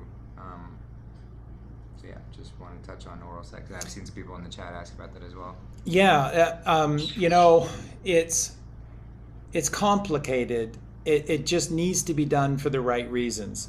One of the worst things, and I chafe at this, I always have, and if I see this in a movie, we just watched again one of the Firefly episodes, which was based upon you know, the beauty of these fallen women, or what we call whores, but they have hearts of gold, and they absolutely do. And that's why Jesus and God in both Because the Old and New Testaments, both the fallen and the risen. that's right, had so much forgiveness for these whores, because they realize that they've been lied to and they've been persecuted, and it's easy to fall. And that's why God is always going to these fallen women, giving them a chance to take the ability to rise up again. And they all do. And they all do an amazing job. They all do a fantastic job, right? Because it's not their fault. It's not their fault. And so we give them this opportunity. So one of the things that I hate the most, and in that episode, in that show, once again, there's this disgusting guy, and he's all about guns and violence and whatnot, and he wants to take a baby. It's about adrenochrome. They're talking about adrenochrome in the episode as well. He wants to take his baby out of this woman who is within a house of ill repute, and he's going to forcibly take it, and blah, blah, blah. God knows what he was going to do with it. But in one particular scene, again, exalting his power, and he said in front of all these men, is that we show these women where their position is in society. And then the scene was that you know, he forced her onto her knees, and then we can fill in the rest. We sort of know. That's degrading. That's degradation. That is not goodly. That is not godly. That is not going to raise you. If through this process of being all in with one another and so committed to one another, if those things occur and happen in a natural flow of things, then it's beautiful. It's absolutely beautiful. But if it's done for the wrong reason, if you expect this, if you think as a man that this is your God-given right, and that's why God put women on the earth for them to do this, or vice versa. If a woman thinks, you know, the opposite is true, that's the furthest from the truth. Then you're in it for the wrong reasons, and you won't ascend. And that's self-pleasure and self-gratification. That's service to self or service to others. That's right. So if you want to do this out of service to your partner, then that's beautiful. That's beautiful. But if you're being forced into it, or if you're a person that is demanding it, it's not beautiful. It's not beautiful, and it's not righteous. So I just want to clarify that. So yes, it can be a beautiful thing, and yes, it can absolutely be an absolutely wrong thing. Once again, it's been demonized. because they want it to be demonized.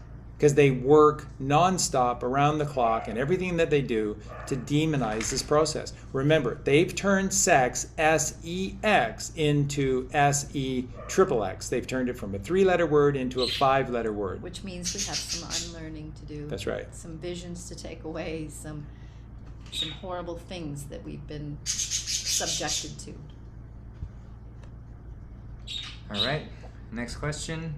This is from Silvana G, and she asks, where did the serpent in the tree come from in the Garden of Eden?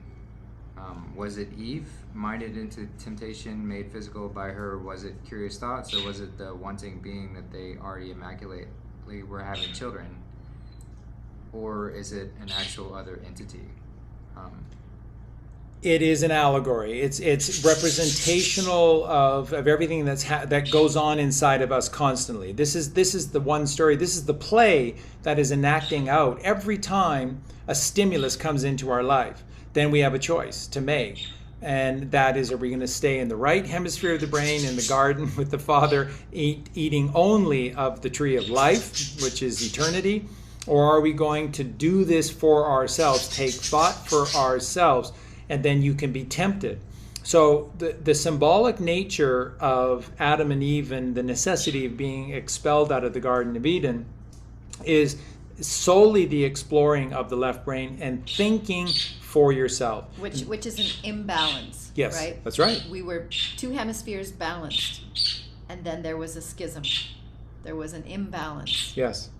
And the allegory of the talking snake is your ego, because your ego's always there. God, and from the beginning, we've always had an ego. We never, ever went to the west portion of the garden, and we never partook of the tree of knowledge of good and evil, the duality. We didn't taste of the dualistic left brain, so we only knew the singularity of heaven with the Father. And so that's what I'm suggesting to you, decoding to you. That's what the Bible teaches, what the Bhagavad Gita teaches, what the Quran teaches. It's all of these ancient, the Buddha Sutras, the Vedas, the Upanishads. Every ancient sacred text is teaching the exact same message, which is to get back to the garden, to get back to the garden. And this is why you don't judge yourself and hate yourself for falling and being tempted into sin, because if we didn't do this process, we don't gain the mother, and then we don't know anything. We never get the experience of Jesus Christ, who loved us so much that he went through this temptation after temptation and hellish experience to exalt himself, to show us the way, not so that we could continue to be worthless sinners. How does anybody get that? How does anybody buy into that? That's insane. He's saying, if I can do it, you can do it. And doesn't he not say that in the New Testament? Doesn't he not say that you will do greater things than I? Yeah, that's right. That's right. Because now we have to prove it. You're further fallen than he, and you'll come further than he because you were further fallen. But he had to be the light of the world. Somebody has to be teaching the truth. Somebody has to be doing this stuff, because it doesn't seem like there's anybody else who wants to do this. That's Jesus Christ. That is the beauty of Jehoshua and Mary Magdalene. This is the beauty of Buddha, of Krishna, of Zarathustra, Muhammad.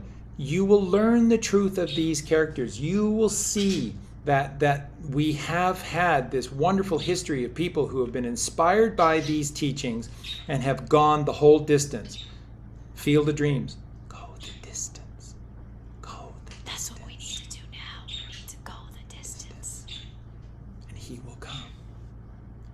His pain. Now is not the time to give up. Now is not the time to have doubt. Now is the time to go the distance. That's right. Dig deep. We got this. Yeah. To get her together. So does that answer it? Yeah. And we'll get into more detail when we decode Genesis, for sure. Oh. We'll get into a lot of detail on that. And as far as the sacred sex stuff, we can have ongoing series as we learn better. We can share all of that as well. Yeah. Yeah, so next question from Elias. He said, Elijah. he said, "It is clear to me that sex is a process to only create another creation. How will we ever relay this to our sisters without being ridiculed and kicked out?" I'm not quite sure I understand. Well, maybe. So he says, so which one is it? Where we go one, or take no thought for your life? So I'm interpreting that question of, you're kind of taking thought before you even embody the truth. Like we should be embodying the truth without worry of reactions of others, regardless. And so, if I'm interpreting that correctly, and I might not be, but I'm not really sure what that has to do with. That's why it's kind of nice to have people sacred on, sex. and then you know what they're. They can explain themselves. So I'm not sure about that one. I can be very clear about this, though, that this process of the sexual process is alchemical. It is. And there is a physical reward. But again, how did J.R. Tolkien and C.S. Lewis, how did they both see the reality of mankind? They said we are metaphysical spirits of God's light having a physical reality. So we're being gifted this physical reality. This is that tasting. So it ties everything that Justin's been saying. This is the difference between take no thought for your life and tasting of the tree of knowledge in the garden of in the Western garden, which is the tree of knowledge of good and evil. Duality, good versus evil, God versus the devil, good versus evil, God versus the devil, left brain versus right brain. And that's why there's a talking serpent to tempt you into the tasting of the fruit, because that's symbolic of the ego. You came close. You crossed over the river. Why would you do that? That's why we have a divide. This is the river. The horizontal divide between the hemispheres of the brain is the river, symbolized by the spine, symbolized by the Jordan River. And you want to stay on the banks or the shores of the right hemisphere, of the right side of the river. And that is the singularity of taking only thought that comes as a gift, manna from heaven, from God. And then there are no problems in the world. But God loves us so much and judges us not, because he allowed us to freely wander into the garden with a warning that we shouldn't, because there was surely no pain and suffering, and was surely no death. And we have, boy, we ever. And have we ever become masters of death, hey? Wow, we're so good at this. 1,000 years when you're born, and most people now 60, and that's it. We're masters of death. But God, in this process, says, you will get me again, but in the meantime, you'll get a mother that you never knew you had, and you'll get a sacred symbol, which is Jesus Christ, who came before you to show you the way. You'll get the best friend, you'll get the best man, and you'll get Jehovah's Witness when you go through this process. So God is so loving and so forgiving of us for this fall that look at all the gifts. We went from 1 to 3, which is the Trinity, which is 1. You see? 1, 3, 1. So ultimately, we're going to the bridegroom's room. That's right. And we're going to marry ourselves to God. That's right. And we do this with the masculine and the feminine energies within us. Again, the two temples. He's one temple, I'm the other temple. Yeah. He's got 2 energies, I have 2 energies. Yeah. And we join them together. Yeah. Yeah, that's right. And that's raising it up. And remember, the significance of rock and roll is roll the rock. The rock is your fornix. And I've done video after video after video showing I've created these incredible high-res images of the human brain, because this is a very small area. And the fornix is the rock. And when you roll the rock by activating the pineal gland, which is what we said the sacred sex experience does, goes directly to the pineal gland, raising Jesus Christ within you, the rock rolls. What does it reveal? In the uppermost right portion of The third ventricle of the brain is this last little chamber. And it's completely empty. And it's called, and it is, go to any medical encyclopedia. It's there. They don't know what it's for, but it's there. And it's called the chamber of the bridegroom. And this is the B-Ride to the G-room. Symbology, numbers, right? B is 2, G is 7, 27. 27. What's the inverse of 27? 72. What's 72? What was the name 3 of that days club and 3 where nights. people died, the celebrities died? Was it the 27 Club?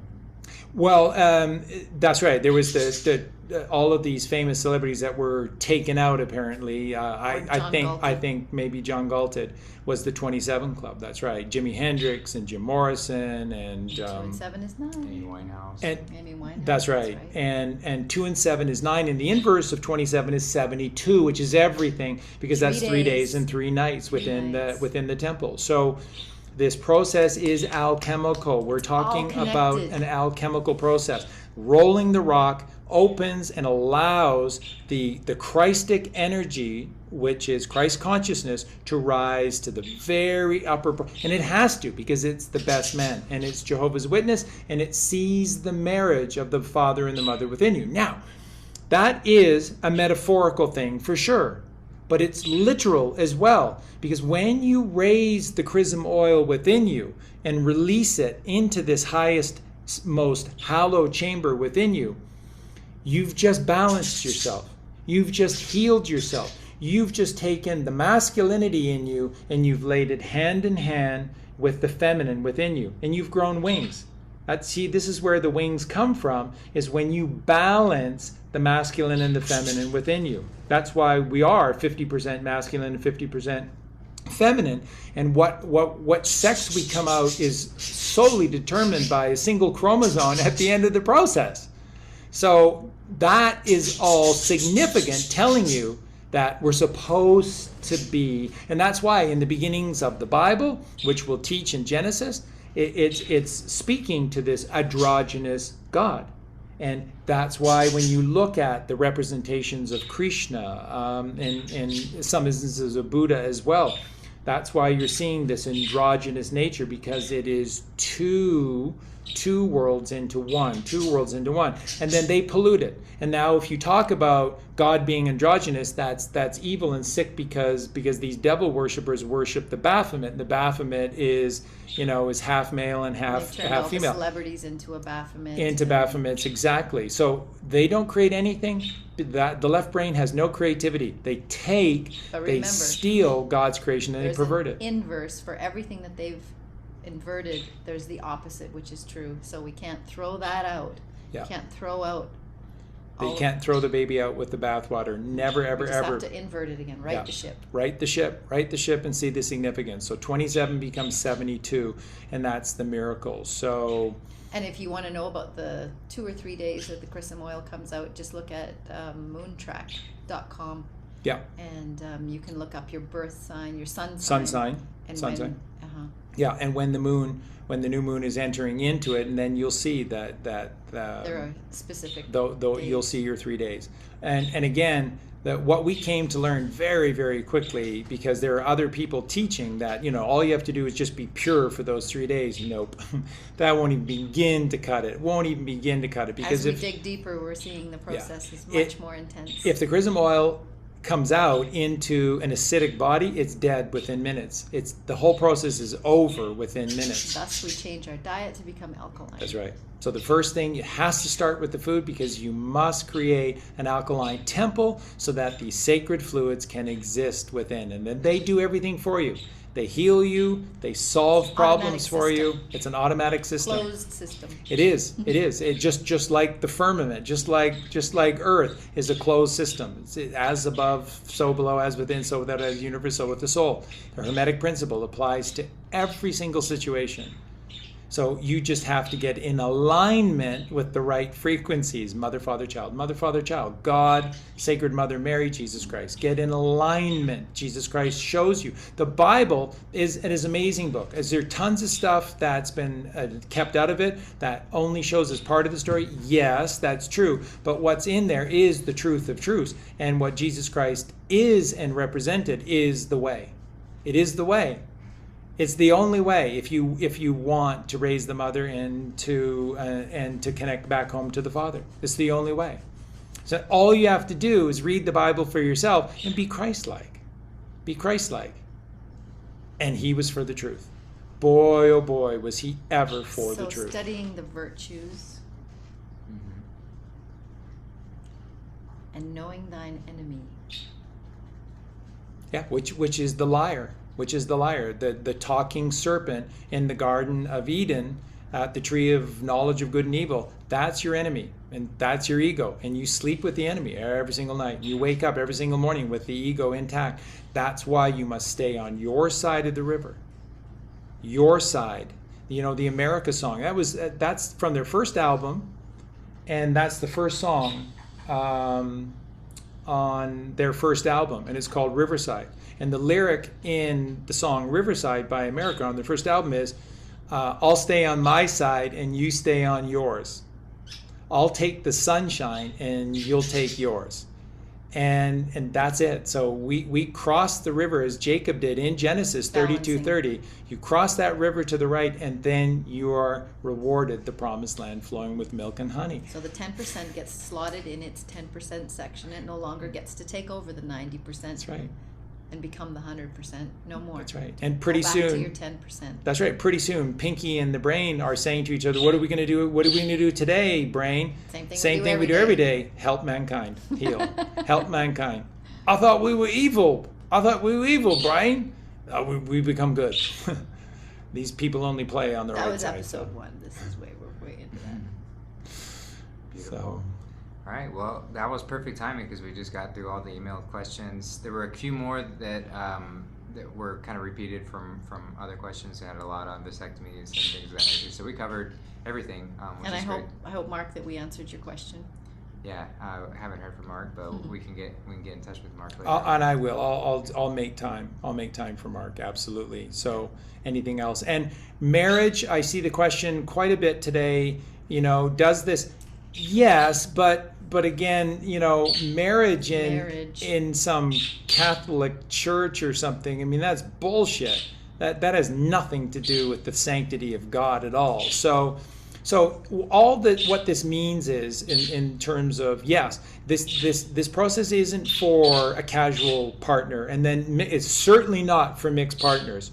So let me make that very, very clear. This is not about dancing this dance with a multitude of partners. No, this is why this chastity is so very, very important right now, because you're taking the time to know you, and then you're taking the time to create your pheromones, and then that will attract the one that is for you. And that person, if you want it, you can deny, and that I'm not going to judge. I'm just saying you shouldn't, but I'm not going to judge you for it. If you wish it, that you build it and he will come or she will come. I guarantee it. So that person will come. Your pheromones will attract that right person to you.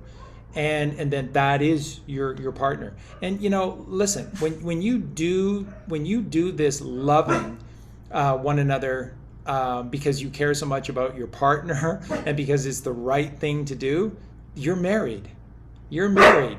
That's the sanctity of marriage, is putting your partner before yourself, because it's the beginning steps of putting God before yourself.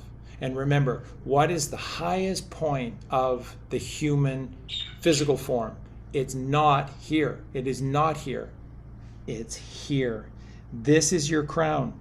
Why is this the highest point of mankind's physical expression? Because we're penitent, because we're humble before God. And this is a penitent man before God. This is what we exalt up. That's why right here is the claustrum, just to the right of the horizontal divide. Right here, that is where your claustrum is. The claustrum sits right at the top of a chimney, a tube that runs directly in to the centermost, innermost part of you, which is called the third ventricle of your brain, or the optic thalamus. Notched on the very first step inside this chimney. And the very, very first, there's a little indentation. So it literally looks like a step. That step is the hallowed step of God's seat. That's the mercy seat. So when I tell you that God and Santa Claus are best friends because they're next door neighbors, they are. God exists in the mercy seat right next to Santa Claus in the claustrum. And both of those lead in a single eye tube, a single eye tube that runs right to the very center of you. And above and to the right is the pineal gland, below and to the left is the pituitary gland, and below, underneath, is the hypothalamus, which is the level chamber in which the body of Christ, the chrism oil, is laid to rest for 3 days. 3 days and 3 nights in the tomb, the hypothalamus. And it's all there. It's all there. This whole process is about to roll the rock. And it takes the mother to raise you. So you have to love her gently, love her gently, rock me gently, rock me slowly, take it easy, don't you know that I have never been loved like this before. And of course, in the song is saying this is what it's like to be in love with God. And this is the love that God gives you in the life. They're ultimately talking about sacred sex. They are talking about sacred and the sex. alchemical marriage. And so how do you get there? Treat your partner this way.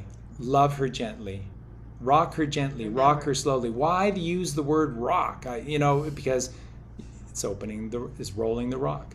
It's rolling the rock in front of the tomb and letting Jesus out and let him do his thing. He knows what to do. Everybody inside of you knows what to do. Get out of their way. Stop thinking. Stop eating shit. Like I said to you, if you just stopped eating, stop thinking, stop talking, you'd be far better off. And you'll heal yourself because your body knows exactly who it is and what it's supposed to do. We get in the way because we listen to boob tube owned by the same people that are saying you're going to have the jab, and now there's a Delta variant, and then after Delta there'll be an Echo variant, and then a Foxtrot variant, and then it goes on forever. You need jabs all the time, and there's no God. They're just science, and they can never get it right, but we can keep giving you the jab, right? That's going to help. I don't know, the first 59 jabs didn't seem to do anything. And just really quickly. Yeah, right. Yeah, they did something. So in this time out there, all of us living in the out there, it seems like things are heating up. It seems like there's possibly going to get a little tougher with all of the scary things that are being put out on the social media. And I'm not really sure what's being touted on mainstream, but just hold the line. Remember. There needs to be an event that will challenge all of you. And what this will do is will even challenge your faith and belief in Colleen, Justin, and I as well. You'll go, there'll be an event that you'll say, these guys are full of shit. Well, maybe they didn't. Maybe they only got part of it. Maybe they didn't take down the cabal. Maybe this isn't a movie. Maybe. And it's designed to do that. You're being taken. If you thought you were taken to the precipice, you haven't. You haven't seen anything yet. There has to be this one event. I don't know what it'll be. Will it be a conflagration of different events? Will it be the collapsing of the economy and everything suddenly is $600 for a walnut? Just know that it won't last for a great period of time. But it's for the zombies, and it's giving them one last chance to wake up. And those of you who know better, trust in the plan. Trust. All I can say to you is that this is what they've done is far worse than I could ever begin to convey to you. It is. It's far worse because it's been inside of us. This is World War III, and it was fought here. We are the battleground. Our minds were the battleground for World War III. Isn't it interesting that Princess Diana was all about, removing landmines in Africa because it's symbolic of what needs to take place with us. To save Our your children. mind has been littered with landmines, and they've been left in there. We don't know where they are, and we're going to trip on them and blow ourselves to smithereens if we're not careful moving forward. So trust in the plan. That's all I can tell you. Not for my sake or Colleen's sake or Justin's sake. For your sake, trust in the plan. Everything that we've shared with you is common sense, pure truth. And you know it is because it resonates with you, because it's just common sense. Trust the plan. There's going to be an event. Don't know which one it'll be. I think there's a myriad of options, but there will be an event, and it will test everyone's resolve, and then we'll change, and then we'll move forward. Dominoes will fall. And then we will do our best. We'll all just do our best. Yeah, and just to put it bluntly, if you are rattled by anything in the out there world, that means that fear is still in the driver's seat, which means ultimately Satan is in the driver's seat. Yep. And that's going to expose that to yourself so that you can do something about it or continue to, go down that path. But it's time to shit or get off the pot. It is time to move. There's no waiting around. There's no, I'm just gonna wait it out and see what happens. It's getting real, and it has to be. It has to get to that point. So yeah, keep your faith and just keep doing the work. Nothing in the out there world really matters. It really doesn't matter outside of what we're here to do with this process that we're talking about in all facets of it. So it's now or never. It totally is. It's now or it's never. And then let's return to sender, because this address is unknown. So let's get taken back home, okay? So Elvis was showing us the way. Rock and roll, rolling the rock. We can do this. We can do this. Trust the plan. Know that these evil ones have been taken out. You know that just with the Joe Biden stuff and the Hunter Biden stuff. You know that. So trust in the plan. Be strong. This too shall pass. It is a storm. Weather the storm. Build your house upon the solid of rocks, the pineal gland. It's all about the pineal gland, and therefore it's all about the vagina. Men listening in, let me encourage you, do what I am suggesting to you. Take the time to just observe your partner's body. Take the time, and you will be humbled by what you find, what you discover. You will see that this is a temple that is deserved of the utmost respect. So learn of it. Learn of it. See for yourself what this temple, the sacred hallowed temple of the vagina is, and treat it with the love, the tenderness, and the respect that it deserves. And if you do that, that is operating out of the right hemisphere of your brain, and you will see God. You will rise to God. You will be Jacob. You will cross the river, and you will meet God face to face in a place called Pineal. I promise. And no, we do not believe that Elvis Presley is dead. No, do not believe that Elvis is dead. Don't believe Princess Diana is dead. Know that there are a ton of people who are good guys and who have been working with the White Hats all this time to give us hope, to be sending these rare but important messages out there. They're there. They're there. Yay. All right. Well, this was a fantastic show. Yeah, thank you, Justin. You did a phenomenal job hosting, buddy. Great job. Yeah, no problem. Thank you all for being here. We love you all so much, and this will not be the only time that we get into this topic for sure, because I know there's a lot, and we're going to be learning a lot. And that's like Colleen mentioned. We've got this whole exciting new earth to discover. Everything's been hidden to us. Everything's been lied to us. So that means that uncovering the truth is going to be exciting every single step of the way. So. Let's go to the North Pole. We got to go. We have to go. We got to see what's there. Yeah. All right, guys. We love you. We love y'all. Have a wonderful weekend. Yeah. Michael Jackson weekend. Yeah. Yeah. Talk to you next time. Love you, Michael. Love you, Prince. Love you, Elvis. Bye, guys. Thanks, everyone.